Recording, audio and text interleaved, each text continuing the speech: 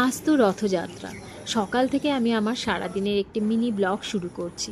Hello বন্ধুরা, তোমরা কেমন আছো? নিশ্চয়ই আজকে দিনটা খুব ভালো কাটছে তোমাদের। আজকের রুটিন শুরু হলো সকাল সকাল হাঁটতে যাওয়ার মধ্য দিয়ে। কিন্তু সবচেয়ে বড় সারপ্রাইজ ছিল প্রভু জগন্নাথ দর্শন একদম সকালে উঠেই।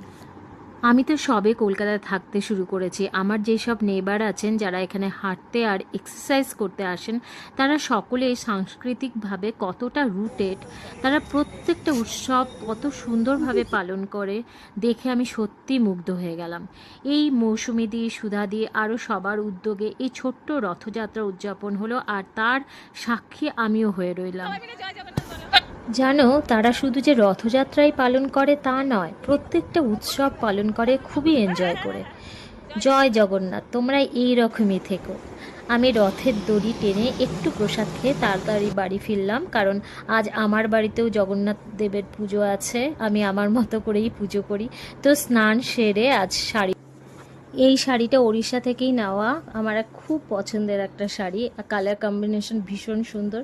যাই হোক, প্রথমেই আমার সিংহাসনটা সুন্দরভাবে গুছিয়ে নিলাম, পরিষ্কার কাপড় পেতে প্রভু জগন্নাথ দেবকে সাজিয়ে রাখলাম ভক্তি ভরে। তারপর দৌড়ে গেলাম রান্নাঘরে। আজ ভগবানের জন্য মালপোয়ার ভোগ রাঁধবো। 1 কাপ সুজি, 1 কাপ ময়দা, হাফ কাপ চিনি, মৌরি, কলা, ঘি আর দুধ দিয়ে, সামান্য কাজু কিশমিশ দিয়ে মেখে ব্যাটারটি তৈরি করলাম। এবার ভেজে নিলাম। হ্যাঁ, মা সাথে ছিলেন তাই অনেকটা আমার সুবিধে হলো।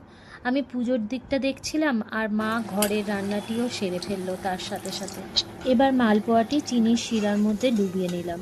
চিনির শিরাটি একই সাথে বানিয়ে নিয়েছিলাম। প্রভু জগন্নাথ দেবকে আজ ভক্তি ভরে পুজো করলাম, মন প্রাণ দিয়ে। শুধু একটাই প্রার্থনা, হে প্রভু, এই ছোট্ট ভোগটা গ্রহণ করো আর আমাদের সবার জীবনে শান্তি আর আনন্দ দিও। জয় জগন্নাথ।